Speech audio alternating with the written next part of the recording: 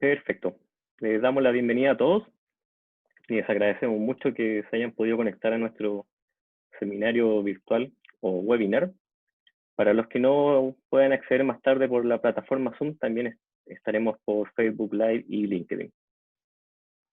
Nuestro seminario CH Web o webinar se denomina Construyendo una nueva inocuidad alimentaria, regulaciones y técnicas en pandemia. Como les comenté, les agradecemos mantener micrófonos y cámara apagados, así vamos a tener una mejor resolución y una conexión más estable. Al final de cada presentación tendremos unos minutos donde nuestros expositores podrán responder sus dudas. Por lo tanto, vamos a comenzar. Vamos a presentar a David Mora. Él es ingeniero de alimentos de la Pontificia Universidad Católica Valparaíso. Actualmente es presidente del Colegio de Ingenieros en Alimentos de Chile. Adelante, David. Te damos la bienvenida. Hola colegas, muy buenas tardes. Primero que todo, muchas gracias por estar presente en este seminario. Bueno, en honor a los tiempos vamos a comenzar.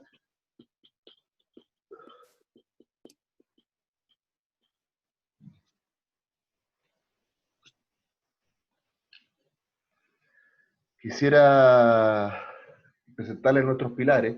El Colegio de Ingenieros de Alimentos fue constituido el 8 de octubre del año 2011 bajo 4 pilares principales. Primero, defender la salud pública en todo lo relacionado con la inocuidad alimentaria. Segundo, difundir el conocimiento nuestro hacia la sociedad principalmente, hacia otros colegas, hacia otras profesiones, que lograr posicionar el rol del ingeniero de alimentos en la industria alimentaria en las sociedades actuales. Fortalecer nuestro gremio profesional, que ha sido una tarea ardua y de mucho esfuerzo. Y un cuarto pilar que es muy importante es la igualdad y la sostenibilidad de nuestra profesión.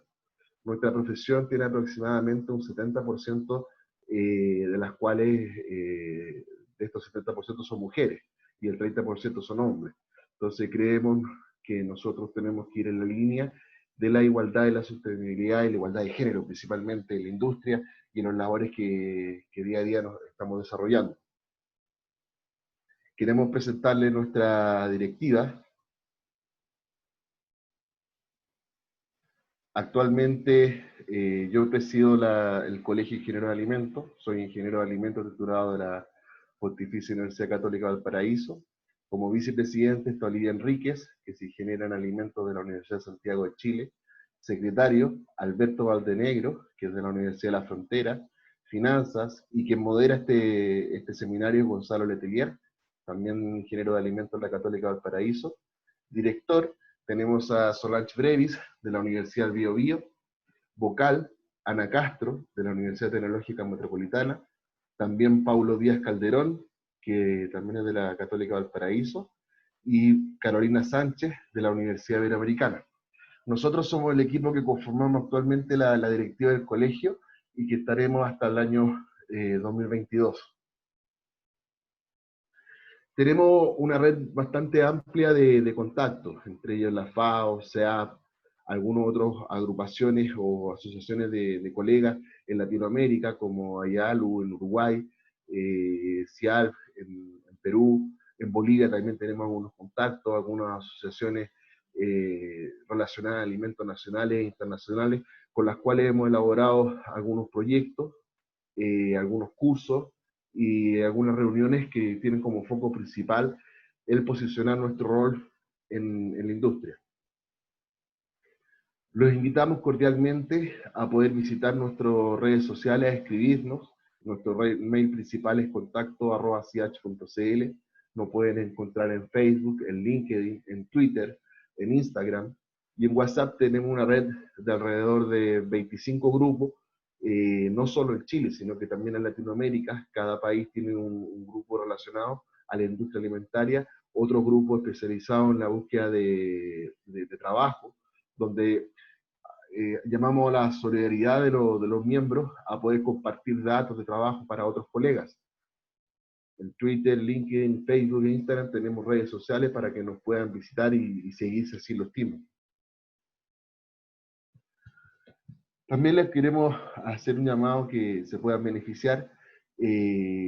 Tenemos beneficios, lo que pueden ser algunos diplomados actualmente con la Católica del Paraíso, la UDD, congresos, seminarios, algunos descuentos que hemos logrado conseguir, cursos de capacitación, etc. Pertenecer al gremio significa estar bajo un código de ética y un estatuto, y lo invitamos cordialmente a seguir nuestra página web, donde podrán encontrar la información para poder colegiarse.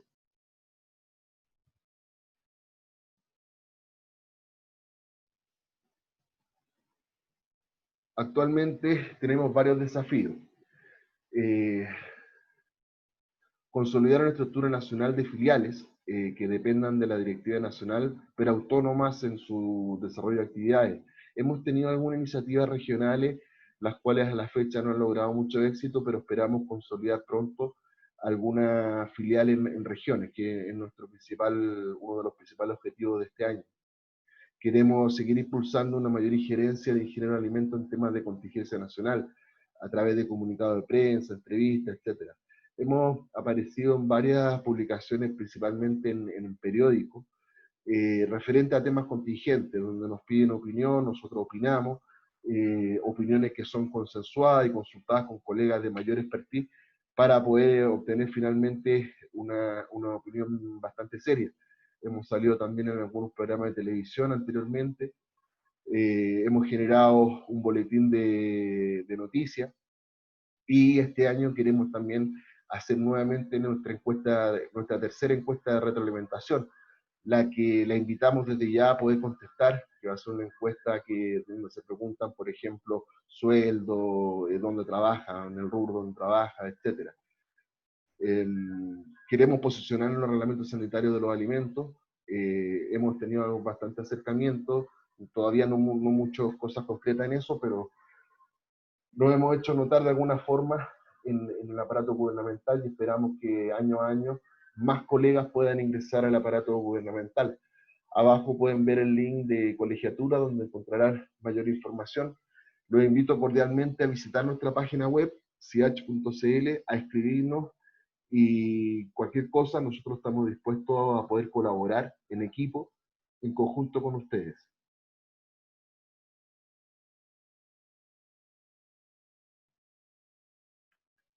Así que le agradezco su tiempo y le doy nuevamente su bienvenida, agradezco a los expositores y dejo a Gonzalo para que continuemos con este seminario. Muchas gracias, David, por tu presentación. Vamos a continuar con nuestro webinar. Le damos las gracias a todos los que se están uniendo a nuestra presentación. El título de nuestro webinar es Construyendo una nueva inocuidad alimentaria, regulaciones y técnicas en pandemia. Vamos a continuar con Juan Aguirre. Juan es ingeniero de alimentos de la Pontificia Universidad Católica del Paraíso. También es Master of Science en Ingeniería Química Industrial y Medio Ambiente de la Universidad Politécnica de Madrid y doctor en Ciencias Veterinarias con mención en Ciencia y Tecnología de Alimentos de la Universidad Complutense de Madrid. Tiene un postdoctorado en Microbiología Predictiva de la Universidad de Aristóteles de Tesalónica en Grecia y un postdoctorado en Evaluación de Riesgos Microbiológicos de la Universidad del Príncipe Eduardo en Canadá. Actualmente es profesor en la Facultad de Ciencias Agronómicas de la Universidad de Chile, coordinador de varios grupos de investigación, tiene más de 20 años de experiencia y su actividad científica se centra en el área de inocuidad alimentaria, vida útil, evaluación de riesgos microbiológicos y microbiología predictiva.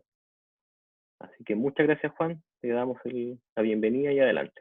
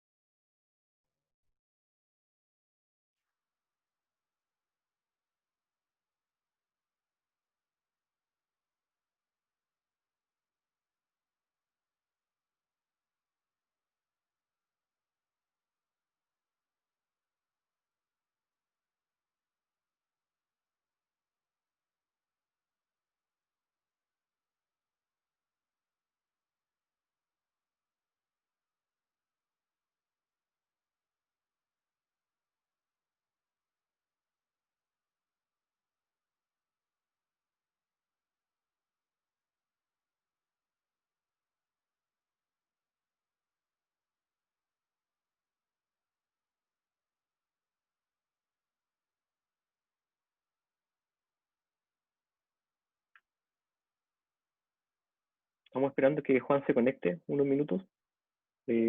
Agradecemos también a todos quienes se vayan conectando, que vayan silenciando sus micrófonos y vayan desactivando sus cámaras, por favor, para que tengamos una mejor conexión entre todos. Así que les damos las gracias por esa preocupación. Estamos conectando, Juan, así que vamos a comenzar prontamente.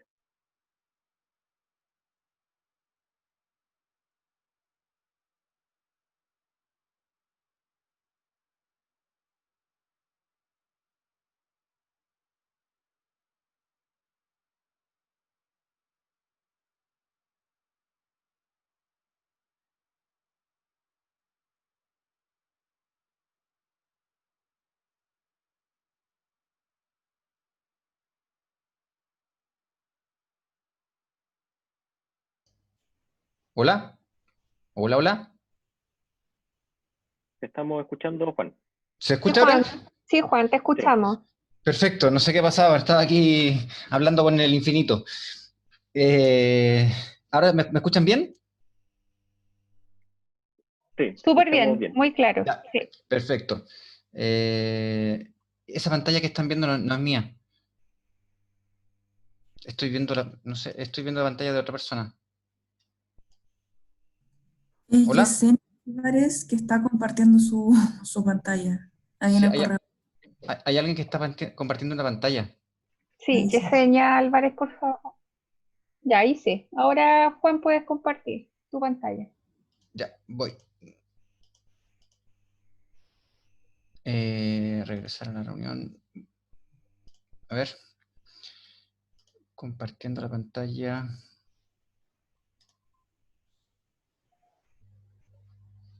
¿Está compartida la pantalla? Sí, perfecto. ¿Sí? ¿Ahora? Sí, sí, súper. Perfecto. Entonces, un segundito. ¿Se ve todo bien? ¿Perfecto? Perfecto. Bueno, ahora sí. Siento la dificultad técnica, no sé muy bien qué ha pasado, pero ya estamos aquí conectados. Bueno, primero que todo, agradecer al grupo coordinador de esta actividad.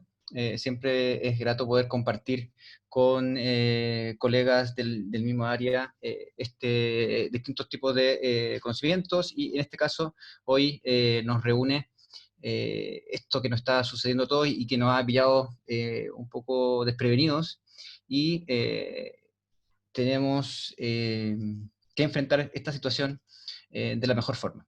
Entonces, en ese sentido, como decía anteriormente, agradezco la invitación del comité y del Colegio de Ingenieros de Alimentos a poder participar, y siempre disponible a poder dar la opinión desde la academia y desde el conocimiento que es el que desarrollamos desde la universidad. Entonces, no sé por qué ahora sí, sí, ahí sí, ahí sí. Perfecto. Sí, es que no sé por qué me entran personas para que yo lo admita. Ah, no. Entonces, en esta ocasión a mí me va a tocar hablar un poco de lo que es la sanitización, la situación actual y algunas tecnologías, o más que tecnologías, lo que me gustaría compartir con ustedes son criterios que yo creo que lo que vamos a hacer es terminar de respaldar y consolidar lo que muchos de ustedes ya deben saber. Y con esto lo que quiero dar inicio a mi presentación es poder transmitirles a ustedes la confianza de los conocimientos que ustedes han adquirido como ingenieros de alimentos en sus distintas casas de estudios, lo cual hoy en día ustedes tienen que sentirse seguros de la toma de decisiones, y para eso debemos seguir ciertos procedimientos que espero con esta presentación nos permita poder llegar a soluciones relativamente sensatas y respaldadas con algún carácter científico. Entonces, lo primero que todo, como ustedes sabrán, nosotros tenemos esta definición de sanitización general, que viene a ser como la reducción de la contaminación a niveles aceptables, ¿sí? Eso es el concepto general que existe por ahí respecto al concepto o la definición de sanitización, y la cual nosotros la vamos a contrastar con la definición general también de desinfección, que habla de la reducción total de la contaminación. Entonces, lo primero que tenemos que hacer es ahondar en estas definiciones generales y entender a qué se refieren. Entonces, cuando hablamos de sanitización, nosotros vamos, y es en el medio en el cual los ingenieros de alimentos o los profesionales que están relacionados con el mundo de la alimentación se ven por lo general relacionados, que es con la sanitización, que viene a ser la reducción de la contaminación bacteriana o bacterial a niveles aceptables. En contraste, y aquí nosotros ya le ponemos el apellido a lo que es la sanitización. Y en contraste, nosotros vamos a tener lo que es la desinfección, que viene a hablar de la reducción total de bacterias, hongos y virus, o al menos cuando hablamos de total, nos referimos a que estén por debajo del límite de detección, ¿sí? Entonces, una vez que nosotros ya hemos comprendido esta diferencia, podemos seguir avanzando. Entonces, desde el punto de vista de la industria agroalimentaria, nosotros, como ingenieros de alimentos o profesionales relacionados con el área de salud, siempre, y el área de la agroalimentación, siempre nos hemos relacionado a lo que es la sanitización. Es decir, nosotros aplicamos protocolos o programas maestros de limpieza o programas de sanitizado para lograr reducir la contaminación, reduciendo inicialmente o eliminando las suciedades o restos orgánicos, y posterior eliminación de bacterias a niveles aceptables. Y hasta ahí nosotros, como ingenieros, nos hemos visto bastante capacitados para prestar soluciones al día a día de la producción agroalimentaria. Sin embargo, debido a lo que ha estado pasando, es que nosotros nos hemos visto involucrados con esta terminología de la desinfección, ¿sí? Recordando que la desinfección va a apuntar hacia otro objetivo, ¿sí? Que es prácticamente la esterilización de una superficie, ¿sí? Y la eliminación de los virus, que en este caso nos toca enfrentarnos a lo que es esta pandemia relacionada con el coronavirus.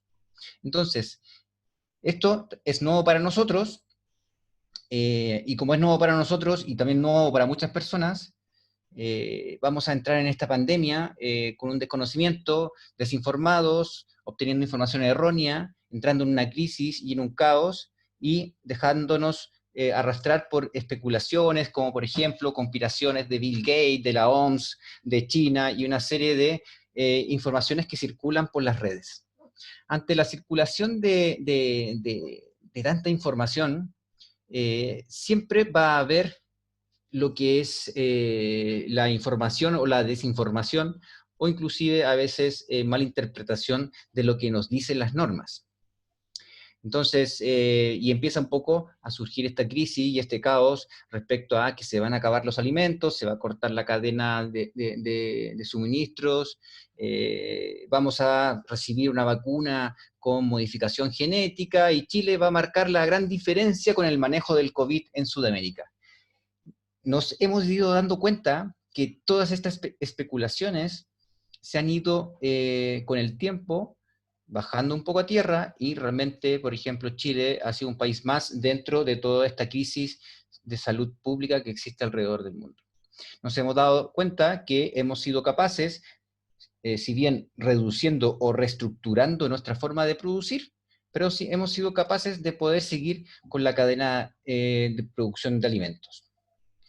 Entonces, ¿qué es lo que nosotros, o qué es lo que se espera en una época tan compleja como la que vivimos? En este sentido, ¿qué se espera de un profesional? Y aquí un poco recordando las palabras iniciales de David, que decía que nosotros como ingenieros de alimentos debemos marcar presencia en nuestro rubro, y yo a eso lo complemento con la colaboración con distintos grupos de profesionales para hacer esto transversal. Es decir, hoy en día nos enfrentamos a una crisis tremenda desde el punto de vista socioeconómico, desde el punto de vista de salud pública, en la cual debemos colaborar entre todos. Ya hablamos de los ingenieros de alimentos, hablamos de los ingenieros agrónomos, y hablamos así de una serie de profesionales que todos en sí mismos debiésemos ser capaces de apoyarnos para enfrentar esta situación, dejando de lado todo lo que nos pueda separar. Y en ese sentido, lo que se espera es que nosotros, en estos tiempos de crisis, podamos liderar, pero sobre todo mantener la serenidad, mantener la claridad y ser responsables frente a la información. Porque la información puede ser muy peligrosa, porque como les decía anteriormente, se han cometido muchos errores informativos a lo largo de estos 4 meses de pandemia que nos ha azotado en Chile. Entonces, nosotros siempre debemos hacer filtros y hacer un momento de tranquilidad y serenidad para pensar en lo que estamos escuchando o leyendo. ¿Por qué? Porque nosotros somos ingenieros y nosotros sabemos qué es lo que tenemos que hacer. En este caso, del punto de vista para poder asegurar la cadena de producción, nosotros tenemos que capacitar constantemente en el autocuidado a los manipuladores de alimentos. Ojalá que esto fuera una política que venga desde de una gestión integral de la gerencia, y que hoy en día me parece que estamos todos apuntando hacia eso por el gran pánico que podría significar encontrar a un trabajador que tuviese COVID y haya que cerrar toda la planta productiva. Entonces, en ese sentido, debemos constantemente estar capacitando con lo que es el autocuidado. Nosotros no debemos bajar las manos y pensar que esto no me va a pasar a mí, o pensar que esto ya está pasando. No, nosotros tenemos que capacitar constantemente. La capacitación es una de las grandes herramientas que nosotros debemos utilizar hoy en día. No cuesta nada invertir 5 o 10 minutos en el personal para que todos nos cuidemos. Por otro lado, debemos, y esto es fundamental, debemos seguir estrictamente todos los protocolos establecidos por las autoridades sanitarias. Y aquí quiero hacer un paréntesis. Es cierto que hasta las mismas autoridades sanitarias han desinformado o han estado envueltas en entrega de información, que se usa mascarilla, que no se usa mascarilla, que se usa guante, que no se usa guante. Entonces, pero poco a poco, como hemos ido aprendiendo más sobre en este caso, en esta pandemia, debemos estrictamente seguir lo que ha sido establecido, y no creer en aquellos gurús que aparecen inventando la rueda, porque la rueda ya fue inventada. Entonces, en ese sentido, nosotros tenemos al ser líderes de cambios, debemos proteger a nuestros trabajadores. Me consta que en muchas empresas se están duplicando los turnos para que si un turno se ve involucrado en un caso positivo, el otro turno pueda estar separado, aislado de este caso que podría contagiar al resto de la población trabajadora. Entonces, debemos tener estos pilares, estos 4 pilares, establecidos como protocolos iniciales para nuestra cadena de producción. Y finalmente, siempre, siempre, siempre consultar a fuentes científicas y entidades reconocidas para poder respaldar lo que nosotros estamos haciendo. ¿Sí? Nosotros no podemos mezclar un sanitizante con un detergente, porque eso no va a tener ningún tipo de validez y no va a estar recomendado por nadie. Entonces, nosotros debemos consultar las fuentes científicas para que nos digan qué es lo recomendable. Sin embargo, y aquí también hay que hacer un hincapié, debemos intentar readecuar la información que nosotros tenemos respecto a los sanitizantes, y ahora llevándolos hacia lo que son los desinfectantes. Entonces, ¿qué es lo que nosotros sabemos de este querido amigo nuevo que tenemos? Es que el coronavirus todavía no se ha transformado en un virus bueno, pero es cierto que el coronavirus pertenece a una familia de virus que son mucho más sensibles, ¿sí? Este virus es altamente contagioso y se va a contagiar por microgotitas nasales o por la misma conversación, por lo mismo debemos utilizar mascarillas. Entonces, ¿qué es lo que pasa? Es que nosotros debemos evitar el contacto estrecho, debemos entender la definición de contacto estrecho, y es aquí donde yo personalmente he notado en todas las empresas, industrias que hemos estado visitando, que en algunos, yo diría que casi en todas las empresas que hemos estado, siempre va una persona manejando un auto y lo acompañan 2 o 3 personas en el mismo auto. Si ustedes van a hacer eso, por favor, utilicen mascarilla, no se quiten la mascarilla, aunque crean que sus compañeros están saludables, porque hay muchas personas que son asintomáticas. Hemos visto esta acción repetitivamente en la industria, en este caso la industria alimentaria. Una persona maneja y al lado de ella va otra persona y resulta ser que la persona que iba atrás es una persona que estaba positiva. Y todos dentro del auto se quitan la mascarilla porque abren la ventana y piensan que por la circulación del aire van a evitar que se contagien. Evidentemente, eso va a poder disminuir el riesgo de contagio, pero el grado de exposición, si el tiempo de contacto con la persona es más de 2 horas, esa persona sí o sí va a tener que entrar en cuarentena, porque está sobrepasando lo que viene a ser la definición de contacto estrecho. Sin mascarilla o más de 2 horas en un lugar encerrado con una persona positiva, nos va a dar a nosotros la definición de contacto estrecho. Entonces, aquí y esto es otro problema que más adelante lo vamos a entender, que lo que hablamos de la variabilidad genética, la variabilidad biológica, tanto del mismo virus, de entidades virales o bacterias, y también de personas. Entonces, ¿qué es lo que pasa? Es que nosotros vamos a poder... perdón, estaba leyendo aquí las preguntas, sí.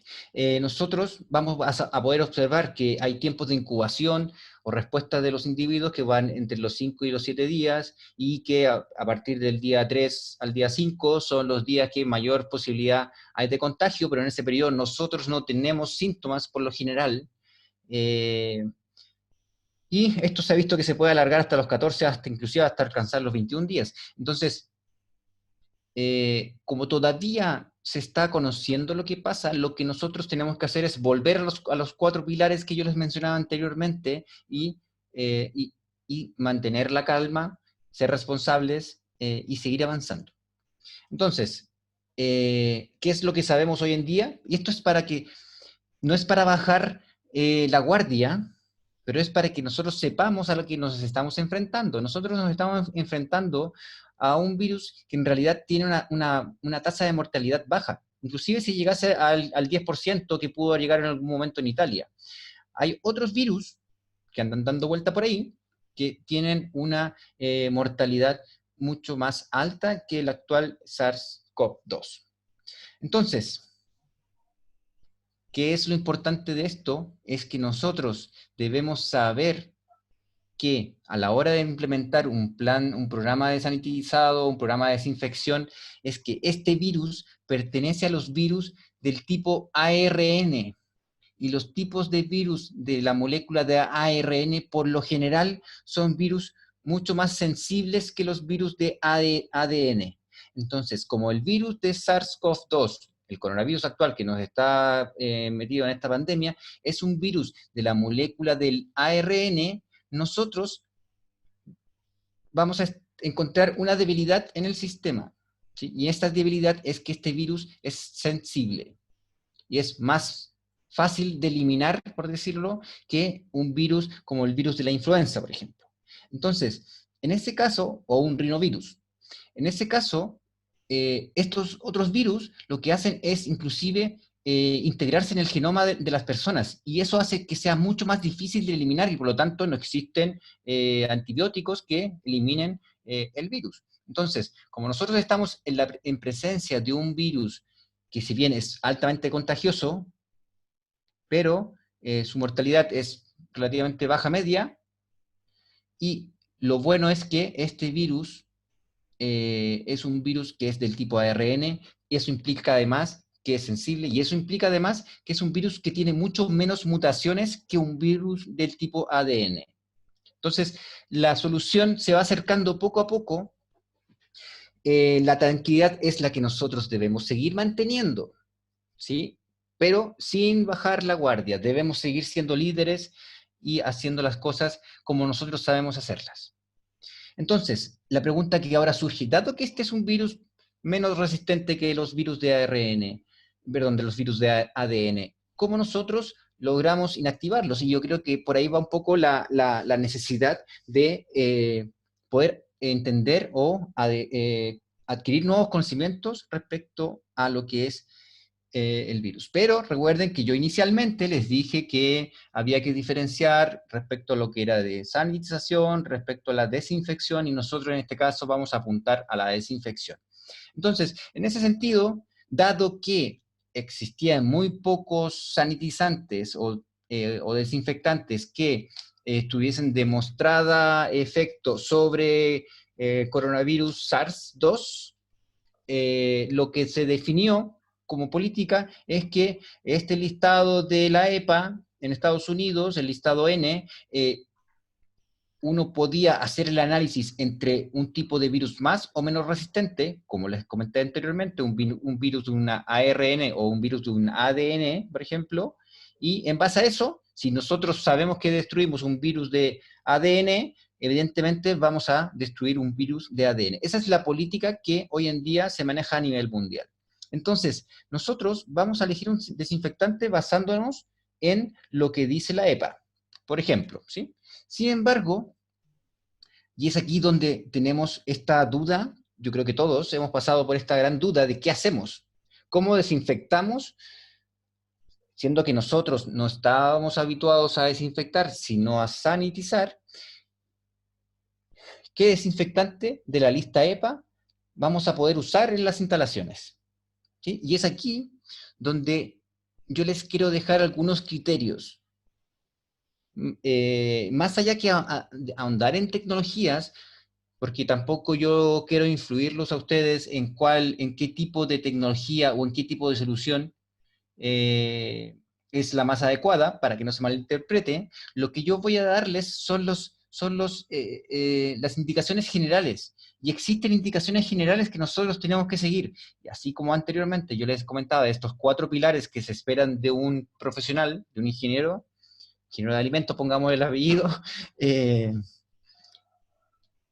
perdón, nosotros también tenemos unas directrices, unas políticas o unas instrucciones que seguir a la hora de tener que empezar a desinfectar, porque como les decía, nosotros no desinfectábamos, nosotros sanitizábamos. Entonces, ¿qué es lo primero? Lo primero que todo, que el producto que elijamos tenga sí o sí un registro ISP vigente de sanitizado, pesticida y desinfectante, que hoy en día la ley cambió y están todos dentro del mismo, el mismo decreto. Entonces, lo primero es exigir, bueno, lo primero es elegir el desinfectante que aparece en la lista EPA, ¿sí? Segundo, es ver si ese desinfectante está en Chile y que además tenga el registro ISP vigente. ¿Por qué lo digo? Porque lamentablemente han habido muchos casos de desinfectantes que se venden de forma paralela, por decirlo de alguna forma, con registros falsos de ISP, con registros de otros productos de ISP. Entonces, es bueno para que ustedes estén protegidos y ustedes puedan proteger a sus trabajadores y ustedes puedan proteger al entorno y proteger a la línea productiva y por lo tanto proteger a los consumidores finales, es que ustedes deben exigir el registro ISP. Exigirlo, ¿sí? Segundo, cuando nosotros hayamos pasado estos 2 primeros pasos, elegir de la lista EPA y luego pasar por el registro ISP, nosotros debemos ver que las condiciones de uso de ese desinfectante, que nosotros no estamos habituados a utilizar, nosotros, al utilizarlo, no pongamos en peligro la salud de los trabajadores. ¿Eso qué quiere decir? Que probablemente nosotros cuando tengamos que desinfectar, vamos a tener que cumplir restricciones de presencia de trabajadores y uso especial de utensilios que protejan a los trabajadores, porque el uso de sanitizantes o la concentración de sanitizantes o los agentes activos de los sanitizantes suelen ser bastante distintos que los desinfectantes. Aunque en algunos casos sí que un desinfectante podría llegar a sanitizar si se aumenta la concentración o se extiende el tiempo de contacto. Entonces, segundo paso, vamos a evitar poner por todo tipo de causa en peligro la vida de los trabajadores. Aquí hago un hincapié en que no existe, hay un vacío legal respecto a lo que es la sanitización de trabajadores. Lo que existe es sanitización de zonas cutáneas, sanitización de manos, sanitización de utensilios, de la ropa, pero no existe como tal legalmente, pero eso no quiere decir que sea ilegal. Estoy diciendo que existe un vacío legal respecto a lo que el nuevo concepto de sanitización, porque esto es algo que no solamente nos ha sucedido a nosotros, sino también a todo el mundo con el uso de portales u otras aplicaciones directas que se han intentado hacer sobre las personas. Entonces, una vez entendido también estos riesgos y esta falencia en la normativa, es que el MinSal desarrolla esta nueva ordenanza de 1313, en la cual dice que se debe demostrar que así como la EPA decía que se podía tomar un desinfectante que no había sido comprobado en coronavirus, pero sí en otros virus más resistentes, se podían utilizar, asumiendo que iban a inactivar los virus de coronavirus, se debe demostrar que estos sanitizantes o desinfectantes que se van a usar en una aplicación diferente a la original o sobre la piel de las personas, no sean tóxicos, no sean irritantes y no pongan en peligro a los trabajadores y que sean inocuos. ¿Sí? Pasando por esos filtros, nosotros podemos seguir avanzando. Luego nos vamos a encontrar con el filtro de que el uso o las condiciones de uso de estos desinfectantes no pongan en peligro. Perdón, luego voy a responder la pregunta de Sef. Entonces, luego, el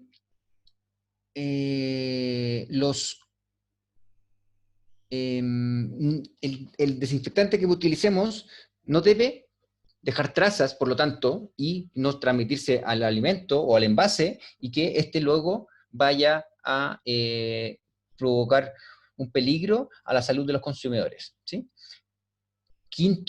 Cuarto, el remedio, y aquí es donde quiero hacer el hincapié entre el punto 3.0 y cuarto, que el remedio no sea peor que la enfermedad. ¿Qué quiere decir con esto?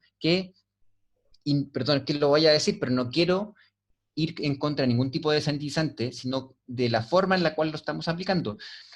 Nosotros, cuando aplicamos un remedio que va a contaminar el medio ambiente, porque va a dejar trazas, porque el sanitizante es un sanitizante que en condición aerobia es biodegradable, como el amonio cuaternario, que en condición anaerobia deja de ser biodegradable y por tanto tóxico, debemos tener cierta precaución con su uso.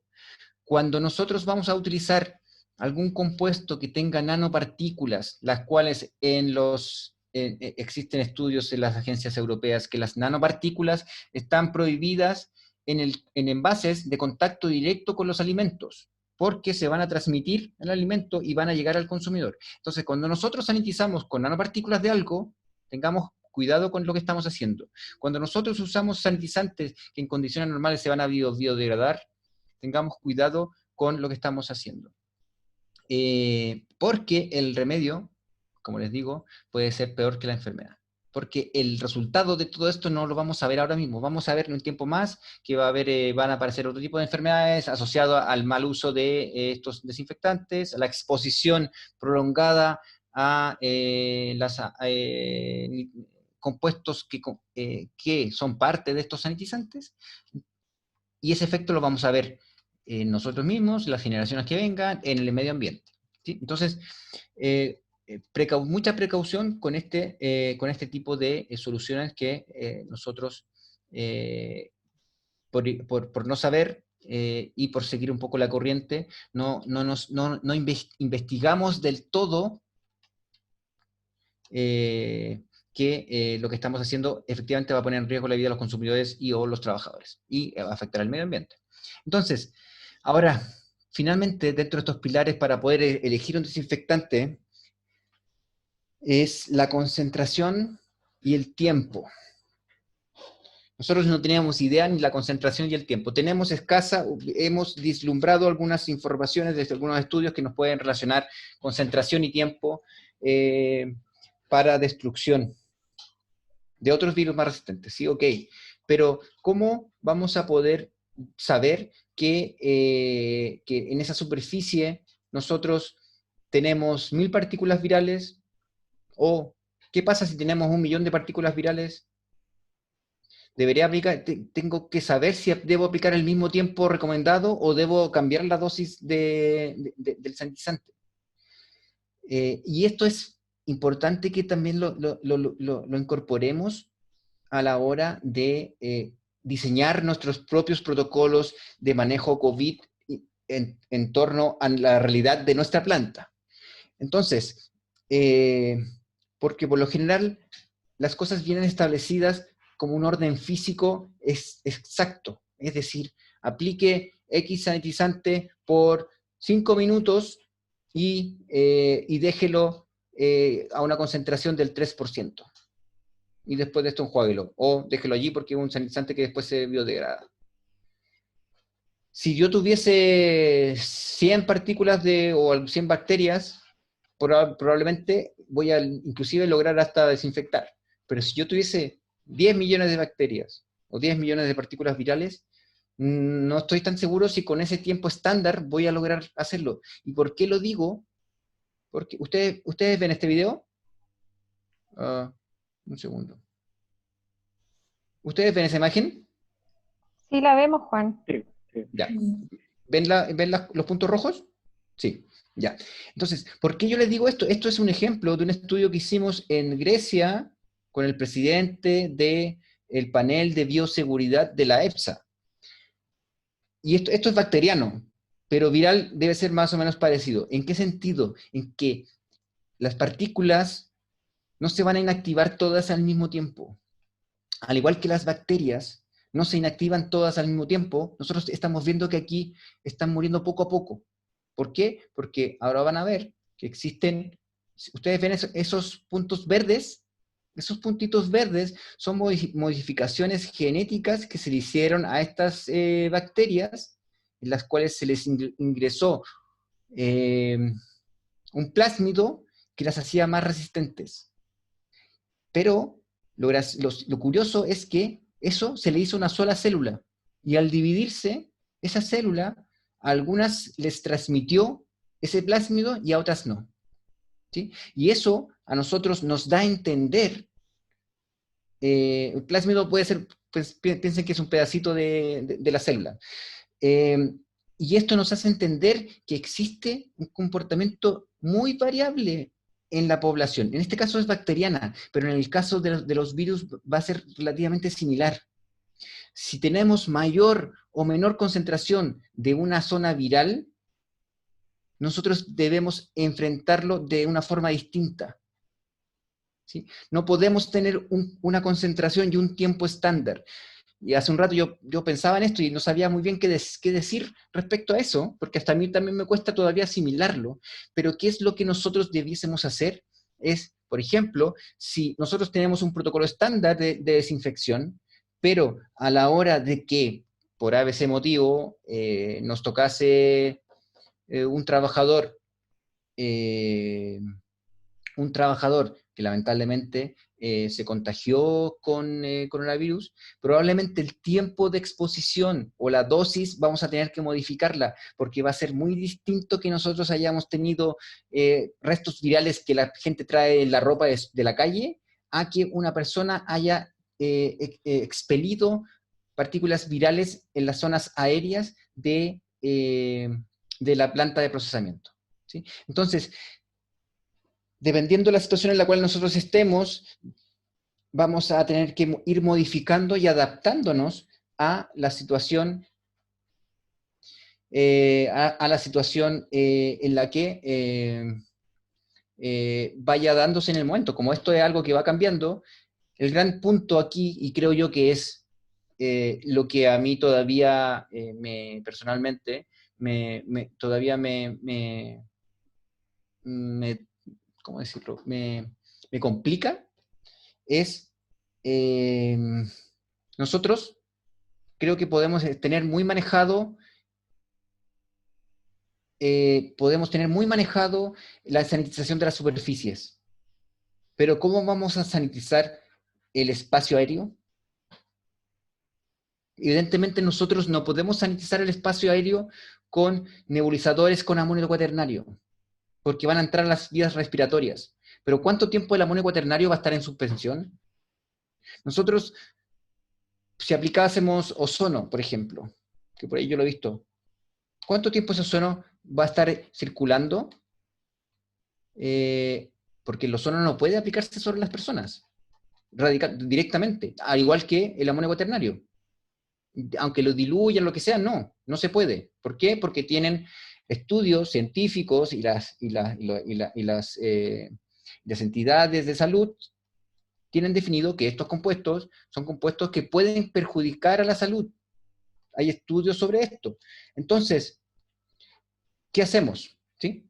Y ahí está, ¿qué hacemos con respecto a las sanitizaciones aéreas? Que es un poco la gran disyuntiva que vamos a tener que enfrentar dentro de poco, porque nosotros nos estamos lavando las manos, estamos usando alcohol gel, estamos usando alcohol eh, al 70%, estamos usando mascarillas, en algunos casos se puede utilizar gafas o lentes de protección, o la mascarilla, estas bloqueadoras de cara, eh, guantes, pero eh, ¿cómo logramos reducir esta carga viral aérea, que ya sabemos que puede estar unas 4 horas flotando el virus por ahí?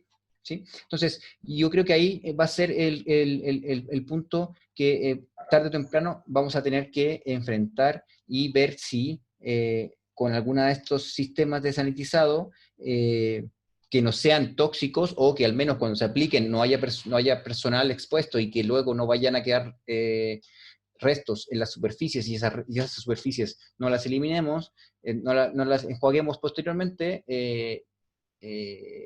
va a ser para mí el desafío que nos vamos a encontrar nosotros como ingenieros y que estemos trabajando en industrias alimentarias. Así que yo les quiero dejar una lectura recomendada, si bien existe mucha lectura, yo le quiero dejar un par de dos lecturas recomendadas que tienen que ver con la implementación o la visión de cómo nosotros podemos afrontar esta variabilidad biológica. En este caso está hecho con un ejemplo clínico, pero cómo nosotros lo podemos enfrentar hacia la desinfección en ambiente de la agroindustria. Y, por otro lado, les dejo estas publicaciones no son mías. Cuando les hagan llegar la presentación, ustedes van a pinchar allí y van a ver que existe esta otra publicación que también se la recomiendo, que tiene que ver con la verificación de los sistemas de desinfección y sanitización que nosotros estemos aplicando al interior de edificios, ¿sí? O en los sistemas internos de edificios. Así que eso les quería comentar, y finalmente, como les decía anteriormente, que también tenemos que mantener la calma, y para dormir yo les voy a dejar también una sugerencia, que son los cuentos para pensar, de Jorge Bucay, y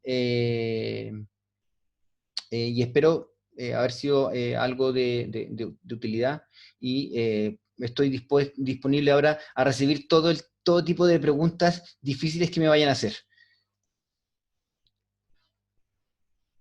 Bien, voy a ir leyendo, no sé si te parece, Gonzalo, voy a ir leyendo un poco algunas preguntas. Muchas gracias, Juan, por tu presentación, muy interesante. Si te sale más fácil a ti, puedes ir leyendo las preguntas ahí mismo y las vas respondiendo. Sí. Si te sale más cómodo. Así que sí. dale nomás. Voy a ver si me alcanzo a leerlas todas. estos son como los programas de televisión que empiezan a llegar millones de WhatsApp y intentamos... Voy a responder aquí la primera que entró, que era la de Sef Chernilo. Un saludo para Sef, que esperemos que siga todo bien. Y Sef nos pregunta, entendemos que COVID no se considera una ETA y no se va a reproducir dentro del alimento. Perfecto. Sin embargo, sí pueden actuar como en una superficie contagiada, ¿sí? Por lo tanto, ¿existe posibilidad de que uno coma una manzana con virus en la superficie y se contagie? Buena pregunta, Sef. Como siempre, con tus preguntas complicadas para empezar. Siempre, o sea, en el momento de que entre una partícula viral a nuestro cuerpo, siempre va a haber una posibilidad de contagiarnos. Evidentemente, es como tú dices, los virus no se van a multiplicar en los alimentos, eso ya está definido, ya sabemos que es así, pero tampoco sabemos cuál es la dosis respuesta necesaria para que la población se enferme. Es decir, una persona puede comer una partícula viral o una unidad viral y no le pase nada, o perdón, una persona puede comer 1 millón de partículas virales y puede que no le pase nada, como otra persona puede comer 2 y sí se enferme. Aunque, como la pregunta viene con su qué, principalmente, yo también voy a responder con su forma, principalmente la transmisión del virus está definida por las vías respiratorias. ¿Por qué? Porque el virus se acumula en las fosas nasales, y al acumularse en las fosas nasales llega a un punto que ya se empieza a dosar a otras células, y al respirarlo va a superar una barrera de concentración y va a caer a nuestros pulmones, y es ahí donde nuestro sistema va a definir si es suficientemente fuerte como para no tener ningún tipo de sintomatología, no enfermarse o caer en un estado complicado.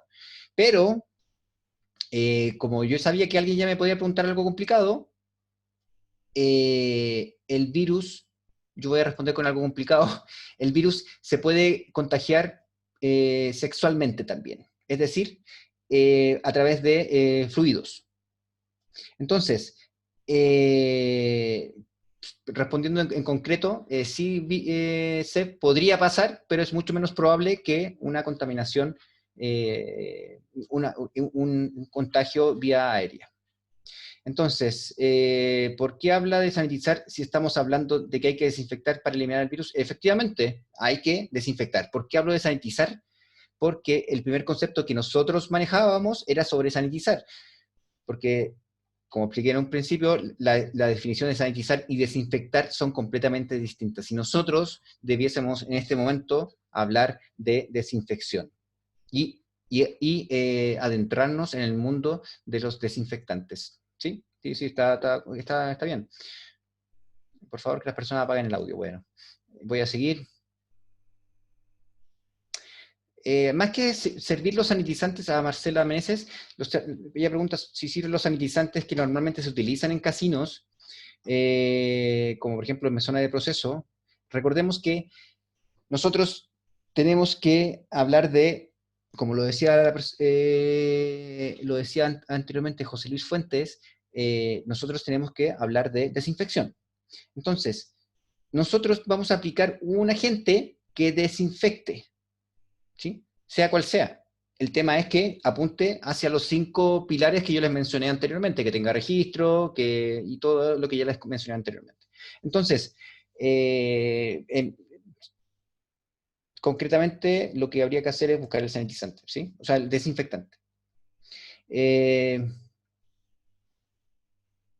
Tengo entendido que la sanitización incluye las etapas del... Bueno, eso es un tema terminológico, cuando habla Victoria López Casanova respecto a la terminología de sanitización, desinfección y limpieza, ¿sí? La limpieza, Juan, ¿sí? ¿sí? Disculpa, tenemos hartas preguntas, pero si te parece si las concentramos las que se repiten más. Ya, amonio cuaternario, yo sé que todos quieren hablar del amonio Eso, cuaternario. sí, todos están preguntando por amonio cuaternario, y lo otro que preguntan mucho son estos túneles de desinfección que se han Sí, implementado en municipalidades, sí, en ferias sí. libres, en muchas partes. Si nos podemos enfocar en eso, lo que más Sí, se repite. perfecto. Ya. Entonces, ¿qué pasa con el amonio cuaternario? El amonio cuaternario, sea cual sea su generación, cuarta, quinta, sexta, si ustedes leen con detenimiento la etiqueta, se van a dar cuenta que tiene ciertas restricciones de toxicidad. El amonio cuaternario, cuando nosotros lo aplicamos, debemos enjuagar posteriormente, a menos que lo dejemos por un tiempo tal que asegure que se haya biodegradado. Yo no sé cuáles hoy en día no podría decir cuáles son los tiempos de permanencia del amonio cuaternario en una superficie, pero sí sé que efectivamente hay que enjuagar. En muchos países europeos está prohibido el uso de amonio cuaternario para desinfección de espacios. Entonces, amonio cuaternario en superficies, perfecto, utilicémoslo, pero tengamos los resguardos. ¿Por qué? ¿El amonio cuaternario está dentro de la lista de EPA? Sí, está dentro de la lista de EPA. El amonio cuaternario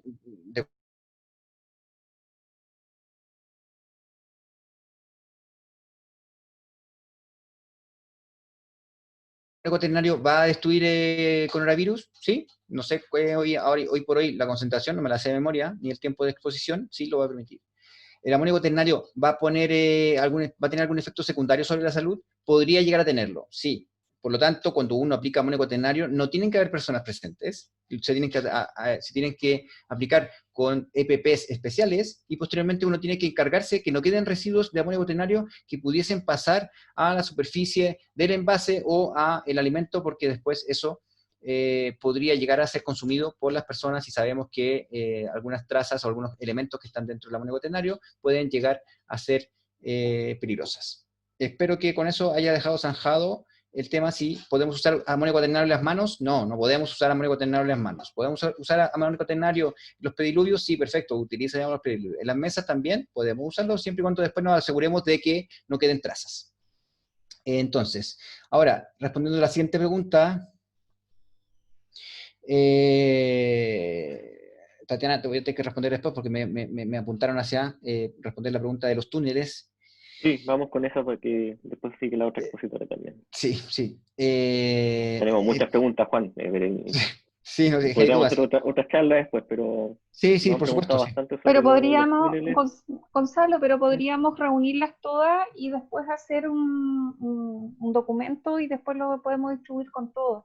Porque sé que hay Sí, varias buena idea. preguntas que quedaron internas y nos enviaron a todo el grupo, quedaron internas. Entonces podríamos rescatarlas y después las respondemos Sí. a todas las personas. Mira, Juan, me gustaría que pudiese contestar qué recomiendas tú para el uso de túneles de sanitización y también para la desinfección de ambientes.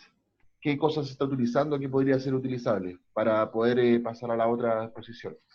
Para desinfección de ambientes, Y los túneles. sí, bueno, voy a partir por lo complicado, que son los túneles.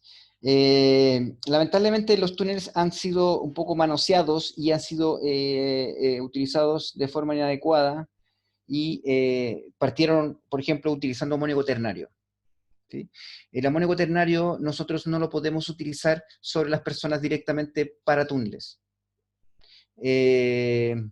Por lo mismo, algunos políticos tuvieron que desdecirse y cambiar de sanitizante o desinfectante y pasarse a otro desinfectante que es uno que sí se utiliza en la industria médica, sí se utiliza para desinfección de fosas nasales, sí se utiliza para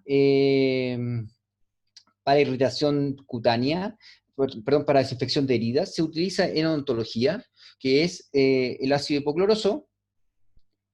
¿Qué es lo que pasa? Es que en Chile no existe una regulación, como les decía anteriormente, no existe una regulación respecto al uso de, no existe una regulación respecto a la sanitización de personas como tal, ¿sí? Entonces, ¿nosotros qué debemos hacer? Si vamos a usar un sanitizante en los túneles, debe ser un sanitizante que demuestre que tiene registro y que cumple con todo aquello que demuestre que el sanitizante es inocuo para el ser humano, es inocuo para las vías respiratorias, pero que además asegure la inactivación del coronavirus. Y en este sentido, sin querer mencionar ninguna marca, porque ya he debatido bastante en las redes sociales respecto al ácido hipocloroso, que el ácido hipocloroso se puede hacer de tres formas: una química, una sintética y otra por electrólisis. El ácido hipocloroso hecho por electrólisis es un compuesto definido como desinfectante natural por el SAC. Además, el ácido hipocloroso obtenido por electrólisis es un compuesto que se obtiene finalmente por la electrólisis, pasar corriente eléctrica entre un ánodo y un cátodo de una solución de sal, con agua, salmuera. Entonces, este compuesto tiene ciertas ventajas respecto a los demás, pero también tiene algunas desventajas. Por ejemplo, es un ácido débil, por lo tanto, reacciona bastante rápido contra el coronavirus o contra las bacterias, pero su vida útil es mucho más limitada que un desinfectante químico como el amonio cuaternario.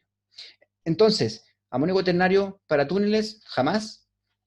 Ácido hipocloroso podría ser siempre y cuando se demuestre que el ácido hipocloroso utilizado tiene el registro ISP, y que cumple y demuestra que es inocuo y todo el resto de características que debiese tener. Pero aquí entramos en un tema bastante delicado, y yo me imagino que dentro de poco las autoridades sanitarias se van a referir en este punto en particular específicamente respecto al ácido hipocloroso, porque el ácido hipocloroso también está reconocido por la OMS. El ácido hipocloroso está reconocido en Estados Unidos también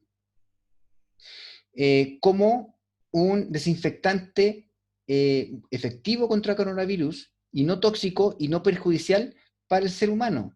Pero por temas de registros, aún faltan algunos esclarecer algunos puntos para que en definitiva demostrar lo que ya se ha demostrado en otros países, que el ácido hipocloroso se usa en higiene bucal, sí, se usa en higiene bucal. El ácido hipocloroso se usa en soluciones para desinfección ocular, sí, se usa. El ácido hipocloroso se usa para desinfectar heridas en las manos, sí, se usa. El ácido hipocloroso se está usando en Alemania para lavarse las manos, sí. El ácido hipocloroso se está usando en otros túneles en el resto del mundo, sí. ¿Se está desinfectando zonas aéreas con ácido hipocloroso? Sí. Pero si queremos ser más efectivos, por ejemplo, para zonas aéreas en donde no hay personas, probablemente sea más efectivo usar amonio cuaternario porque va a tener una mayor resistencia. Pero luego ahí no pueden haber personas. Es así de simple. ¿Sí? Por eso yo les comentaba anteriormente, guíense por los 5 pasos que yo les mencioné anteriormente para poder ustedes mismos tomar esa decisión respecto a qué es lo que debemos usar. Eso sería, no sé si con eso dejo relativamente enojados a todos o tranquilos, pero... Perfecto. Súper completa tu presentación. La verdad que te agradecemos mucho. Hay muchas dudas, después vamos a tratar de consolidar un documento, pero muy claro todos los argumentos que nos presentaste.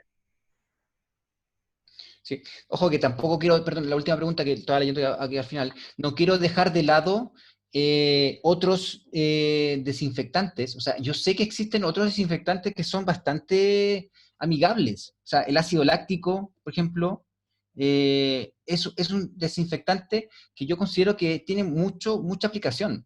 Ahora, si se puede usar el ácido láctico en el contacto con la piel, habría que ver cuál es la concentración. El ácido peracético es excelente para desinfectar superficies, es uno de los mejores, porque además, una vez que se ha desinfectado la superficie, desaparece. Pero, lamentablemente, el ácido peracético es bastante fuerte, entonces no lo vamos a poder usar en un túnel, por ejemplo. Pero para desinfectar superficie y para poner los pediluvios, excelente. ¿Sí? Entonces, va a depender de la situación y qué es lo que tengamos o cómo lo vamos a elegir y utilizar. Sí, siento no poder responder el resto de las preguntas. Me gustaría poder seguir. Voy a descolgarme un momento de la presentación porque tengo que montarme el auto para volver a casa porque tengo que hacer unas actividades de padre, pero voy a conectarme porque también quiero escuchar la presentación de Cassandra. Así que la dejo. Con mucho éxito, Cassandra. Muchas gracias, Juan. Te agradecemos mucho por tu presentación. No, de nada. Chao, chao.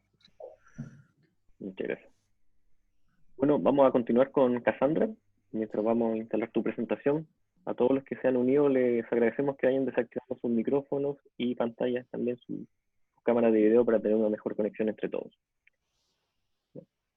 Cassandra Pacheco es quien sigue con nosotros. Ella es ingeniera en industria alimentaria y magíster en alimentos. con mención en gestión, calidad e inocuidad de los alimentos. Ha trabajado en distintos proyectos de cooperación internacional relacionados principalmente con inocuidad alimentaria y sanidad agropecuaria. Actualmente sus labores son el representar a Chile a través del punto focal del Codex Alimentarius en los distintos foros internacionales. Te damos las gracias, Cassandra, por estar con nosotros y te dejamos ya en la tribuna.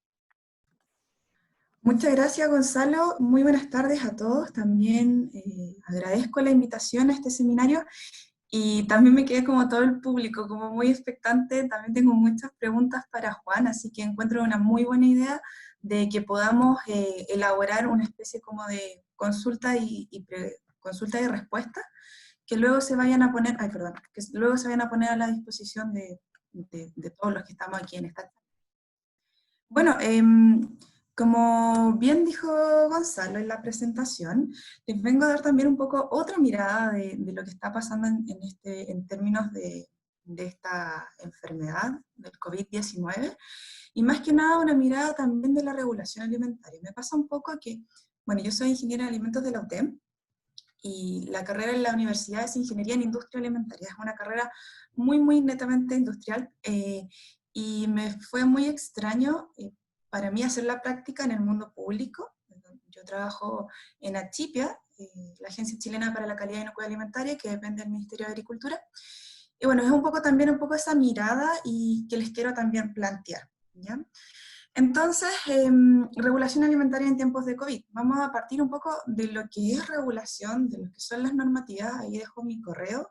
De todas formas, la presentación va a estar disponible, así que siéntanse con la libertad, si ya estamos en esto, siéntanse con la libertad de escribirme las veces que sea. No existe ningún problema ni impedimento para mandar un correo y tener comunicación. Bueno, en cuanto, es un poco, quizás, no creo que sea redundante esto, porque el público objetivo que tenemos hoy en día es súper amplio, me pone muy contenta que tengamos tantos participantes. Entonces, en términos globales, la inocuidad alimentaria afecta no solo en términos alimentarios o los alimentos como podríamos pensar, sino que afecta bastantes rubros, en términos económicos, en términos de turismo, en términos de población, en términos de nutrición y de salud pública. Entonces, en cuanto a salud pública, es un gran componente, es sumamente importante, y es lo que le quiero relacionar, cómo nosotros nos ligamos como ingenieros en alimentos en este mundo quizá un poco alejado que tenemos de salud pública. También es sumamente importante que la inocuidad alimentaria se relaciona con las enfermedades, porque hoy en día sabemos que los alimentos pueden transmitir muchas enfermedades. También lo tenemos que relacionar con las personas, porque nosotros trabajamos con personas, elaboramos alimentos, reglamentaciones, regulaciones para las personas, porque como gobierno, o sea, como Estado, tenemos el deber de cuidar la salud y la vida de las personas, y la inocuidad alimentaria también tiene una labor multisectorial, ya que requiere visiones holísticas para poder trabajar en una amplia gama de disciplinas. Entonces, en términos... ahí está. Entonces, bajo esta mirada de inocuidad alimentaria, yo quise poner esta imagen que me gusta mucho, la cual muestra, ejemplifica el intercambio comercial que existe en el mundo. No he podido encontrar una imagen más actual, esta es del año 2010, ya han pasado 10 años, pero esto muestra cómo se relaciona el comercio de los alimentos, o sea, la gran cantidad de flujo que hay, probablemente en este periodo de pandemia, en estos 6 meses que llevamos del año, o quizás 7, 8 meses, esto ha disminuido claramente, pero esto muestra cómo existe intercambio de alimentos. Entonces, al existir intercambio de alimentos, también existe el potencial riesgo de contraer o de traer diferentes tipos de enfermedades que puedan estar presentes en otras zonas del mundo. Hoy en día es muy fácil encontrar en cualquier supermercado alimentos de Vietnam, de China, bueno, China está un poco estigmatizado por esto, pero alimentos del sudeste asiático, de Europa, de Estados Unidos, incluso de la región de Latinoamérica y el Caribe, en muchos supermercados. Así que eso nos demuestra el intercambio comercial. Y claro, las precauciones tienen que ser las mismas para el mundo. Entonces, bajo esta mirada, que yo les muestro este mapa del año 2010, que muestra un poco el intercambio comercial, esto ya se estaba mirando desde mucho antes, Y es por eso que organizaciones de Naciones Unidas como la FAO y la OMS, la Organización para la Alimentación y la Agricultura, la FAO y la Organización Mundial para la Salud, es que ya tienen esta preocupación de que hay un intercambio comercial hace mucho tiempo ya, y con esto los posibles riesgos que eso conlleva, y es que crean esta comisión del Códex Alimentarios. El Códex Alimentarios fue creado en el año 1963, con dos objetivos sumamente claros, que son proteger la salud de los consumidores y fomentar prácticas equitativas en el comercio. Entonces, bajo esa mirada, y los países miembros que están bajo el alero normativo del Códex, van a consumir alimentos inocuos en cualquier parte del mundo. Es por eso que ya nos aseguramos un poco que todos esos alimentos traídos de China, de Vietnam, de Estados Unidos, de Europa, ya sean completamente inocuos porque están bajo una regulación del Códex. En un comienzo se crearon con 27 países y se creó en el año 1963. Pero no fue hasta el año, esto un poco de historia, pero para contextualizar un poco en lo que nos encontramos hoy en día, pero no fue hasta el año 1995 que el Códex en verdad tuvo un real peso. Porque en el año 1995 se creó la Organización Mundial del Comercio, y es una organización que se ocupa de diferentes normas que rigen al comercio internacional, ya sea comercio de productos alimenticios, comercio de productos, no sé, cosméticos, medicamentos, todo lo que sea y se comercialice internacionalmente se debe regir por alguno de estos acuerdos. Entonces la OMC, en algunos de sus acuerdos, específicamente en el acuerdo de comercio de servicios, establece que las normas, o sea, los límites, las referencias internacionales que va a tener, va a ser de organizaciones internacionales competentes. Y esta la fija para 3. Para inocuidad alimentaria, el Códex Alimentario; para sanidad animal, la OIE, que es la Organización Mundial de Sanidad Animal; y la CIPF, o IPPC, por su sigla en español, para la protección fitosanitaria. Entonces aquí empezamos a ahondar un poco más, y ahí es donde nuevamente el Códex tiene una real importancia. Y es por eso que hoy en día tenemos alrededor de 189 países miembros, que son miembros del Códex, más distintas organizaciones internacionales, no gubernamentales, y Naciones Unidas.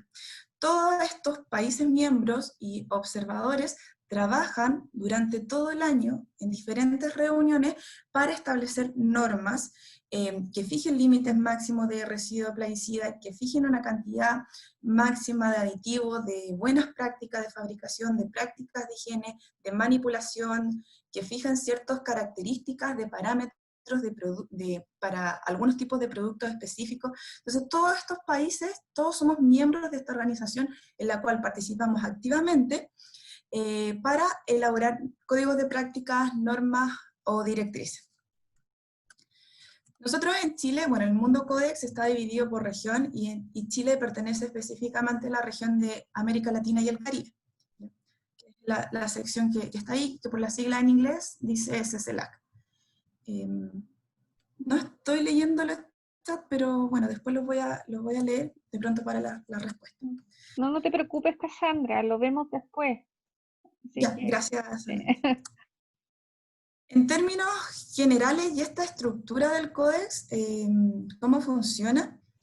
Es como el recuadro que sale ahí, tiene diferentes tipos de comités. Los comités son los que se encargan de la elaboración y aprobación de estas diferentes normas, o sea, en propuesta, para que la comisión, que es la cabeza que está acá arribita, apruebe. Entonces tenemos comités horizontales, comités de producto, grupos especiales de trabajo y comités regionales, que es el que está acá, que por este periodo de gestión lo estamos coordinando desde Chile. O sea, América Latina y el Caribe, desde Chile a través de la ACHIPIA, es que coordinamos esta gestión. En estos comités, como les dije, existen como dos bastante importantes, que son los comités generales y los comités de producto. Comités generales, todas estas siglas son por las siglas en inglés, que imagino que alguno está más familiarizado con esta nomenclatura. Y estos comités se encargan de elaborar normas, códigos de prácticas, directrices, que son en un ámbito transversal o general, como le dice el nombre. Y eso quiere decir que son que cualquier norma de producto, por ejemplo, el calibre que podía tener alguna fruta en conserva o no, la cantidad de grados Brix y esas cosas, o la higiene y manipulación que se tenga que tener para conservar un producto, se debe ceñir por una norma general que es del Comité de Higiene. O sea, el Comité de Higiene hace normas transversales. Para todos los alimentos que se vayan a elaborar se tienen que regir por esa norma. Y es por eso que con este trabajo, que ya viene desde el año 63, a la fecha puse el 2019 porque al 2020 el trabajo del Codex se ha visto un poco en stand-by, como lo hemos visto quizás con muchos foros internacionales por la situación que vivimos de la pandemia.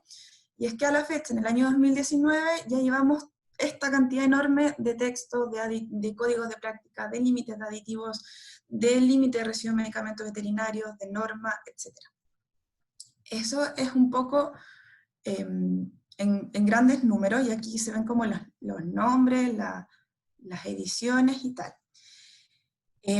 Pero participar, y esto es lo fundamental, que también me interesa que les quede claro, que el participar y elaborar estas normas no son azarosas, no son arbitrarias porque de pronto Estados Unidos quiere proponer un límite y en verdad va a dejar ese límite, o la Comunidad Europea quiere proponer otro límite, o incluso, no sé, Brasil quisiera proponer otro límite para algún aditivo, para algún plaguicida. No es porque el país lo solicita. Toda la información, todas las normas que nosotros tenemos en Codex son validadas científicamente. Validadas científicamente por estos 3 órganos auxiliares, que son la JEMRA, la JMPR y la YECFA, para peligros microbiológicos, para aditivos alimentarios y para residuos de plaguicida. Ellos analizan la información y hacen las evaluaciones de riesgo pertinentes. Es por eso que el Codex es un referente internacional, porque toda la información, todos estos números enormes que yo les mostré de texto, de límite, etcétera, han sido todos validados científicamente. Entonces cualquier país que se acoja a una normativa Codex ya tiene esa base y ese sustento, que es una información científica. Entonces esas son las ventajas de participar en esta elaboración de normas, de códigos de prácticas y directrices, porque son basadas en ciencia, que es lo fundamental que nosotros tenemos que tener, porque países como nosotros, en vías de desarrollo, no tenemos capacidad ni técnica, por el momento, ni de recursos humanos, ni de infraestructura, que podamos hacer evaluaciones de riesgo. Entonces, por eso nosotros nos ceñimos a normas internacionales, y qué mejor que esta, que está basada en ciencia. Son armonizadas internacionalmente porque todas las normas que hoy en día que están en juego, o sea, que están disponibles, fueron validadas y aceptadas por todos los miembros. O sea, nadie se opuso y la norma de todas formas avanzó. No, esa es como una gran ventaja de la forma que tiene Codex de trabajar, que son armonizadas internacionalmente. O sea, se trabaja bajo la base del consenso. Claramente, y es bastante importante, que es una referencia ante la OMC, la Organización Mundial de Comercio, como les dije, en uno de sus acuerdos hace alusión a que las normas serían para inocuidad alimentaria las que elabore el Codex. Este es un punto importante porque cuando yo lo puse fue como de fácil adopción nacional. ¿Por qué? Bueno, son de fácil adopción nacional porque son los países los que participan en estas instancias internacionales, ya sea físicamente, ya sea enviando comentarios, ya sea enviando las representaciones diplomáticas, y es que así nosotros representamos y mostramos nuestra realidad nacional en foros internacionales. Entonces, cuando se está discutiendo un límite máximo de una manzana, de algún plaguicida para manzana, yo lo estoy exponiendo cuál es mi realidad y negociando y discutiendo hasta dónde puedo llegar. Por eso son de fácil tanto adopción nacional, porque yo ya fui a mostrar, esa norma se validó científicamente, se aprobó, entonces no va a ser muy difícil que yo la incorpore a mi reglamentación. Eso un poco bien a grandes rasgos. Quise explicar un poco el Codex, porque me pasó a mí que cuando yo estaba estudiando, cuando me pasaron el Codex, no le encontré ninguna importancia. Me pasó un profesor y cuando dijo, no, y el Códex Alimentario, decía, ¿qué es esto? ¿Por qué se llama Códex y por qué no se llama código? Y nunca le presté importancia, sinceramente, hasta que las vueltas de la vida me hicieron trabajar en esto, y vi la real importancia de participar en estos foros internacionales. que luego en la presentación les voy a mostrar cómo se aplica a nuestra realidad nacional. Entonces, el Codex en nuestro país, Chile pertenece a esta organización desde el año 1969. Con esto no quiero decir que yo soy del año 1969, que yo me incorporé mucho después. Y no fue hasta el año 1997 que por decreto supremo del Ministerio de Salud se estableció una forma más dinámica de trabajo y más estructurada. Entonces, si se dan cuenta, ¿por qué fue en el 97? Bueno, porque en el 95, como bien les comenté, la OMC le dio esta real importancia. Entonces empezaron a decir, bueno, si un foro tan importante como la OMC le está dando esta importancia, entonces a nivel nacional también estructuremos nuestro trabajo para que participemos activamente. Y no fue hasta el año 2011 que esta estructura y esta formación pasa específicamente a la coordinación y gestión de trabajo de ACHIPIA, de la Agencia Chilena para la Calidad y Inocuidad Alimentaria. Desde ahí hasta la fecha hemos tenido esta coordinación de Secretaría Nacional, estructura, y participamos activamente en toda la elaboración de los trabajos y en toda la gestión que se hace de Chile para el mundo en Codex. O sea, desde la ACHIPIA coordinamos, gestionamos, damos soporte a los diferentes coordinadores para estas posiciones. Un poco en organigrama, a grandes rasgos de lo que es el Codex en Chile, tenemos una Comité Nacional del Codex, tenemos representantes, estos representantes están explicitados por decreto, por este decreto que les comentaba del año 97, y son 7 representantes, es un representante del Ministerio de Agricultura, del Ministerio de Relaciones Exteriores, del Ministerio de Salud, del Ministerio de Economía, Fomento y Turismo. ¿Por qué? Porque en ese ministerio está alojado Sernapesca, que también tiene inocuidad alimentaria. Tenemos también un representante de la academia, un representante de los consumidores y un representante de la industria, perdón. Ahí están los 7 representantes. Entonces, si se dan cuenta, tenemos una visión bastante complementada, porque yo como servicio público no puedo tener toda la gestión del trabajo, yo no sé muy bien lo que pasa en la industria, yo estoy del otro lado de esta vereda, entonces es sumamente importante poder contar con diferentes tipos de representaciones. Para nosotros es fundamental que en estos subcomités que trabajan en el Codex tengamos representación y participación de la industria. O sea, son ellos también los que nos dan la retroalimentación, ellos son los que nos dan y los que nos dicen qué es lo que pasa en su industria, si pueden llegar a ciertos aditivos o a ciertos límites o no. A grandes rasgos, que no voy a entrar tanto en detalle, nuestro Comité Nacional funciona más o menos así, con diferentes servicios y ministerios que coordinan los diferentes trabajos. Si es de uno de su interés tener más información sobre el Codex en Chile, les dejo la invitación abierta a que en verdad me escriban y responder sus consultas. De pronto participación, para nosotros siempre es muy bienvenido. Entonces, entendiendo un poco más qué es lo que pasa con este mundo Codex, que les sinceré que yo no entendía y no le presté atención, pero luego ya trabajando en esto me empecé a dar cuenta de la importancia. ¿Por qué tiene tanta participación? ¿Por qué hay 189 países miembros participando en este mundo internacional? ¿Cómo lo hacemos nosotros? ¿Existe participación de Chile? ¿Existe en verdad un real aporte que se gaste en horas, hombres, recursos en participar y gestionar estas posiciones nacionales en estos foros? Bueno, fue una pregunta que yo me hice y en verdad sí existe, porque como todos sabemos, colegas, nos tenemos que manejar con este reglamento sanitario de los alimentos, que es un poco la base de nuestra gestión, sobre todo en la industria, pero como sabemos, nuestro reglamento, el RCA, establece todas las condiciones sanitarias, o sea, todo lo que tenga que ver con alimentos, necesariamente tiene que pasar por este RCA. Sé que hay falencias, sé todavía que hay muchas cosas que no están normadas y reguladas, pero estamos actualizando. Es un trabajo lento, pero se está actualizando. Pero en grandes rasgos, expendio, manipulación, venta, fabricación, concentración de aditivos, etcétera, tiene que ceñirse a lo que dice nuestro reglamento. Entonces, pasa mucho que mucha gente dice, no, si nuestro reglamento es la copia de todas las normas del Codex, es copiar y pegar.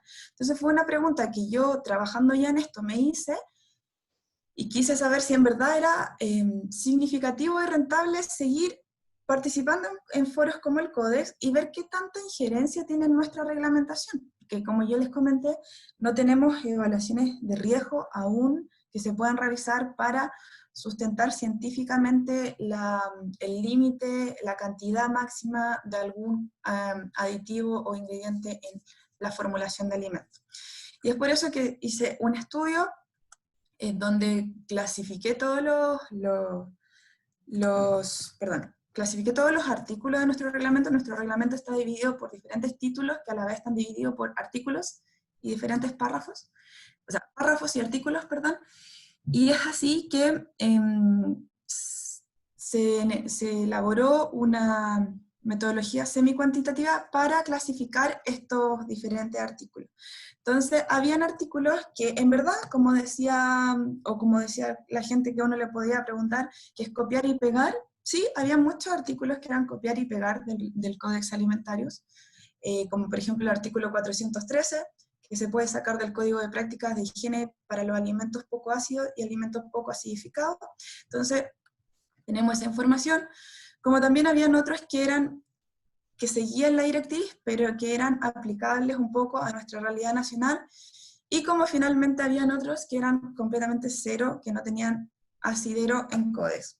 Y eso se explica por nuestra realidad nacional, un poco el gráfico de los diferentes títulos, de nuestra realidad nacional, porque claro, si bien nosotros participamos en instancias internacionales como el Codex, también no podemos aplicar todo lo que se diga en Codex, porque en Codex, por ejemplo, hay una norma para bueno, quizá ahora la deberíamos aplicar, pero como para la venta de consumos, para la venta de alimentos de consumo inmediato en la calle, entonces no sé, o una norma para la yuca. Entonces esas cosas no tenemos por qué incorporarlas a nuestra realidad nacional, y muchas cosas tenemos que adaptarlas a nuestra realidad nacional, como fue y lo que ocurrió con la ley 20.606, la ley de los sellos negros. Entonces eso tampoco está en Codex, pero lo estamos adaptando a nuestra realidad. Entonces con esto les quiero mostrar la importancia de la regulación, de la normalización, para que los procesos sigan avanzando, la importancia de establecerse en estas instancias internacionales, en estos foros internacionales, y sobre todo también mostrarles la importancia que tenemos nosotros como profesionales de ingenieros en alimentos en el mundo público. De pronto es como que no se ven muchos colegas participando en esta área y en este sector. Entonces, la presentación va a estar disponible, no voy a entrar en detalle de toda la clasificación de los artículos, pero con este gráfico de torta les quiero mostrar que mucha de nuestra reglamentación no es copiada y pegada del Códex, sino que solo nosotros tenemos nuestras directrices, o sea, solo es un 80%, y hay muchas que son reglamentación nacional. Entonces, en este mundo internacional, la pregunta es, ¿para qué sirve Codex? Bueno, sirve porque el Codex hace normativas que se fijan la inocuidad alimentaria y la práctica equitativa en el comercio, el cual son instrumentos para normas o reglamentaciones de la OMC, foros internacionales, legislación nacional, que es lo que acabo de mostrar, que nuestro reglamento sanitario de alimentos está muy relacionado con las normativas internacionales del Códex, y claramente también sirve el Códex para el establecimiento de tratados de libre comercio. Como sabemos, Chile es uno de los países que tiene uno de los países que están como liderando los tratados de libre comercio, entonces el participar activamente en foros internacionales como el Códex nos facilitan también esta negociación, cosa que podamos hoy día exportar muchos de nuestros productos a terceros mercados, como también podamos ir al supermercado y encontramos productos desde Vietnam, no sé por qué tengo, Vanuatu, no sé, cualquier país, por el tema de que nos regimos a normas internacionales que ya tienen esta línea base, este piso de inocuidad alimentaria y de comercio justo. ¿Qué tiene que ver todo esto, este mundo Códex con COVID? En verdad, no mucho.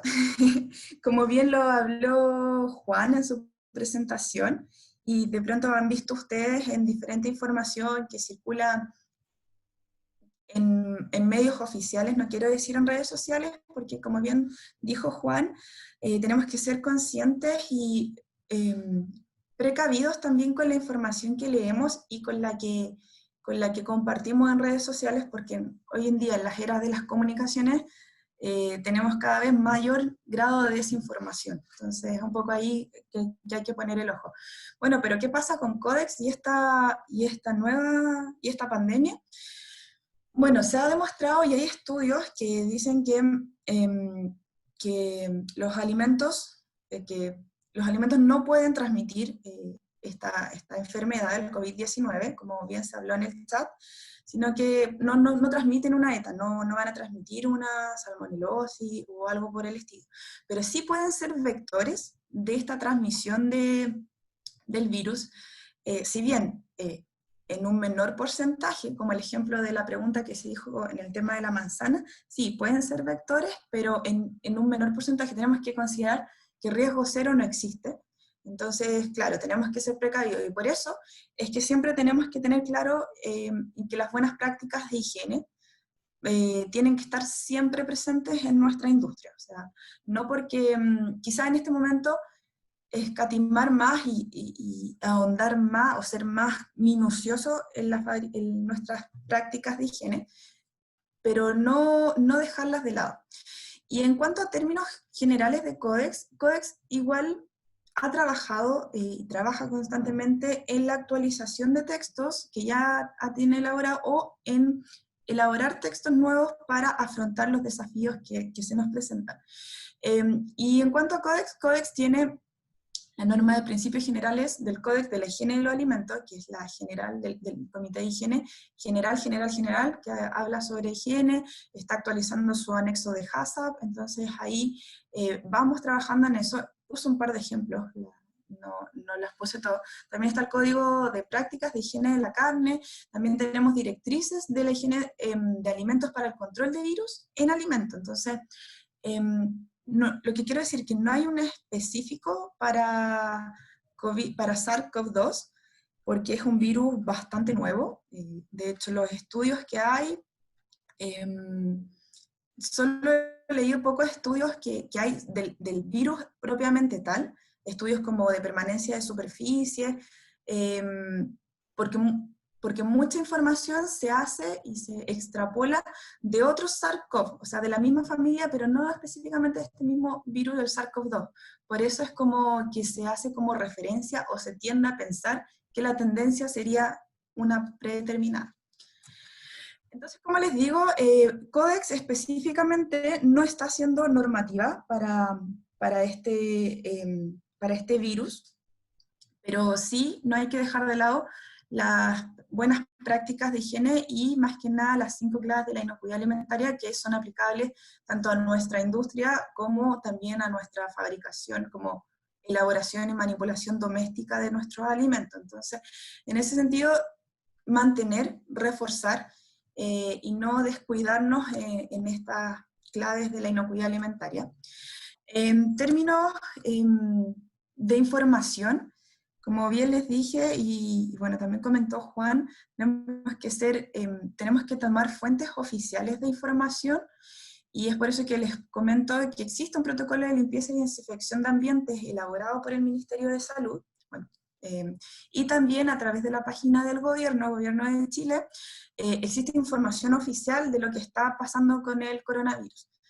Está bien, entendemos que ha habido de pronto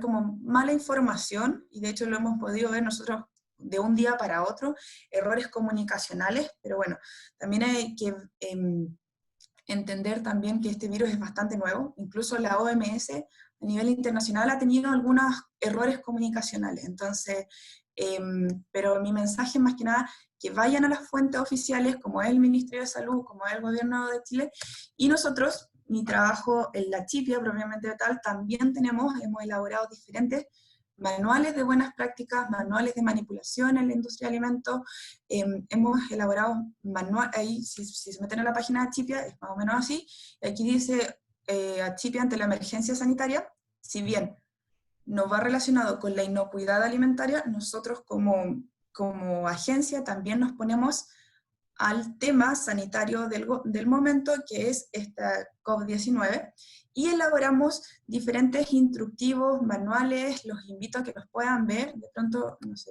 lo puedo poner acá en la página. Ay, perdón.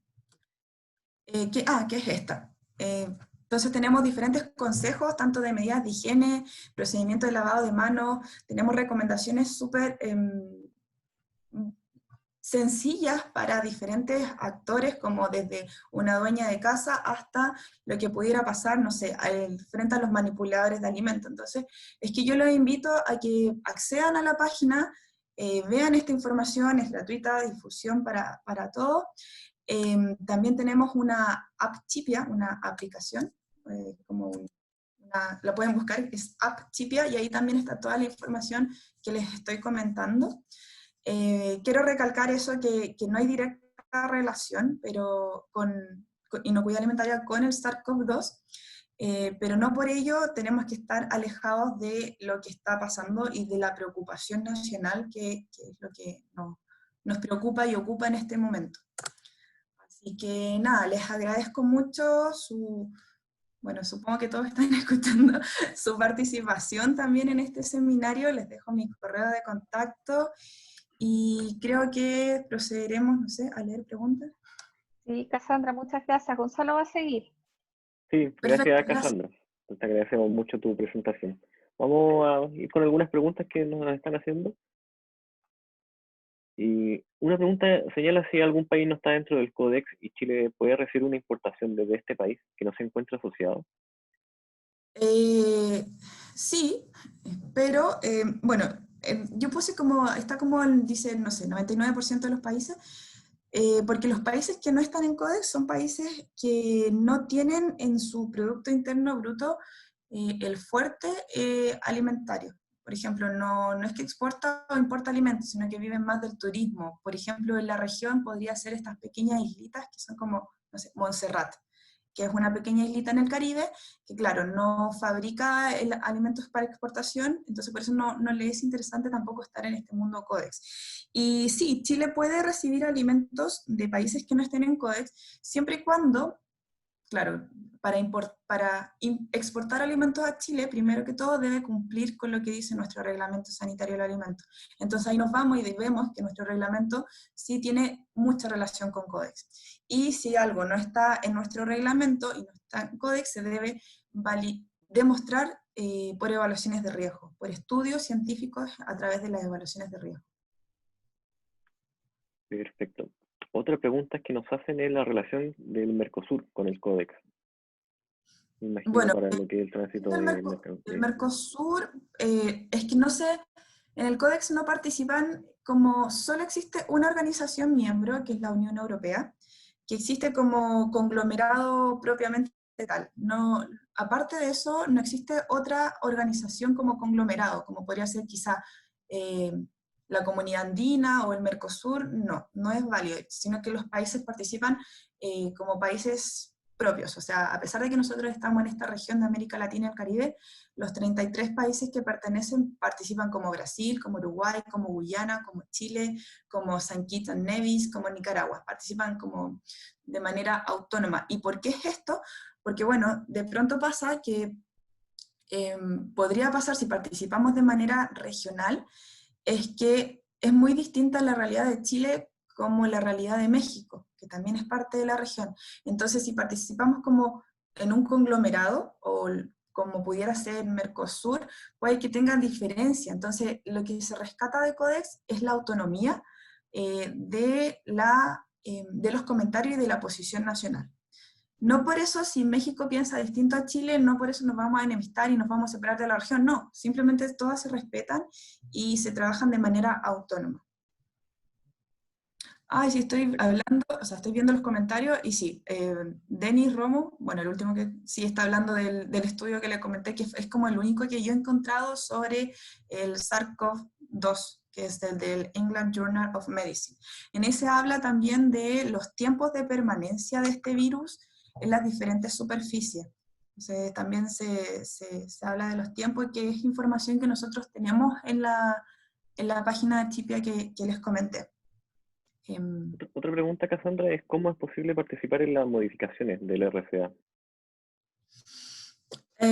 Bueno, la mesa del RCA es la mesa que la dirige el Ministerio de Salud, y hasta bueno, no contemos este año, hasta el principio del 2019 se participaba a través de gente o gremios que estaban como establecidos por un decreto. Bueno, hoy día se establece, pero hoy día ya participan, por ejemplo, la Ceremi, la industria, los consumidores, las universidades. Infortunadamente no pueden participar como personas naturales, pero sí ustedes como personas naturales pueden hacer las consultas que sean a la Subsecretaría de Salud Pública en cuanto a lo que tenga que ver con RCA. Y bueno, nosotros como trabajamos en el Estado, tenemos que sí o sí darle una respuesta en un tiempo establecido. Pero participar activamente como en la elaboración de algunas propuestas del RCA, no. Pero sí, cada vez que el reglamento tiene alguna modificación, esto se va a consulta pública a través de los diferentes canales. De hecho, cuando hay consulta pública, nosotros como Chipia también lo difundimos. Y ahí ustedes pueden participar como personas naturales. Por ejemplo, se va a actualizar el artículo 470, que no tengo idea de qué dice, pero el artículo 470 se actualizó, se cambió los párrafos, la redacción, y esa actualización, luego de que esta mesa la apruebe, se va a consulta pública. Y ahí todos los que estén interesados pueden participar. Tanto es una consulta pública nacional e internacional. Entonces, ahí si les interesa pueden estar. Súper. Lo otro que nos preguntan es si todas estas medidas que se han comenzado a utilizar debido a la pandemia del COVID-19 vayan a hacer alguna modificación en el RCA.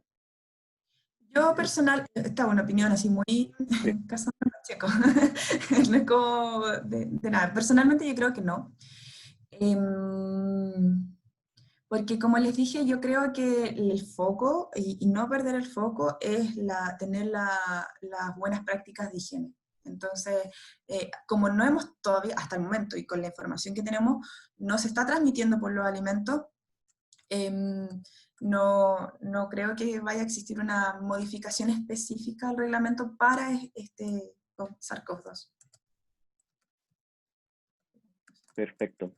Y la última pregunta que vamos a realizar, nos preguntan por los representantes. ¿Ya? Ah, sí, tu correo. No, sí, lo puso Respecto a los solamente 7 también, pero bueno. representantes, nos preguntan cómo estos 7 representantes transmiten las diferentes visiones y sobre todo el representante de los consumidores que mencionaste antes. ¿Cómo esta persona se escoge para que sea representativa? Para que sea representativo. Bueno, estos 7 representantes que están por decreto del año 97 que les comenté, trabajan en ese diagrama que les mostré, como varias flechas y diferentes ministerios, trabajan en los subcomités. Nosotros en Chile tenemos la formación de subcomités, que son una especie de comité espejo o la réplica de estos comités internacionales macros que yo les mostré del Códex, pero lo hacemos a nivel interno. Y eso lo trabajan, está coordinado por diferentes ministerios y servicios, por ejemplo el ISP, el MinSal, el CERNAC, Ministerio de Economía, etc. Entonces, en esos subcomités es que la gente puede participar. En algunos subcomités, en verdad, tenemos una excelente participación y representación. Por ejemplo, aditivos y contaminantes, tenemos, y etiquetado de los alimentos, son comités como Comité Estrella, que toda la gente siempre quiere participar, y ahí ya se empieza a ver, es otra forma, pero la participación siempre puede estar, o sea, la invitación siempre está abierta. Infortunadamente tenemos otros comités como el Comité de Grasas y Aceite, que tenemos una muy, muy baja participación, así que si alguien está interesado en participar, me escribe con confianza. ¿Cómo tenemos la representatividad de los consumidores? En verdad, dentro de estos 7 representantes, los más difíciles son los consumidores, porque nosotros en Chile no tenemos una asociación o un gremio tan fuerte de consumidores como pudiera ocurrir en otros países, como por ejemplo en Europa o qué sé yo, en Costa Rica. Hay gremios de consumidores muy fuertes. Entonces, generalmente los consumidores debieran pertenecer a CONADECUS o a ODECUS, que son nuestros 2 gremios representativos, pero es ahí que estamos todavía trabajando y mejorando en una mejora continua de una mayor representatividad. Pero, por ejemplo, si alguien quisiera participar a través de los consumidores, es algo que tendríamos que ver que no tenga quizá algún conflicto de interés o algo, ya que puede tener algún conflicto de interés, de pronto trabaja en una empresa y quiere participar como consumidor, eso en verdad es mejor que participe como representante de la industria. Pero por eso los dejo invitados que si quieren participar me escriban, porque en cuanto a consumidores es muy baja nuestra representatividad. Perfecto. Oye, Cassandra, te queremos agradecer. Muchas gracias No, por muchas gracias a ustedes. Y bueno, las consultas me pueden llegar, les pueden escribir a los chicos, a Gonzalo, Solange, a David. Y nada, tengan la libertad de escribir, ninguna pregunta no es válida, así que de pronto van a estar rumiando un rato más la presentación o los temas y nada, pueden estar ahí escribiendo. Total, creo que estamos todos bastante tiempo en casa para darnos tiempo de manifestar nuestras consultas. Gracias Sí, por por la participación. No, muchas gracias a ti. Te vamos a dar un aplauso virtual. Muchas gracias por tu presentación. Y para cerrar, bueno, les vamos a agradecer a todos por haber participado, por haberse conectado, tanto a quienes están por Zoom como por las distintas plataformas. Vamos a dejar a David Mora, nuestro presidente, para que haga el cierre de este webinar.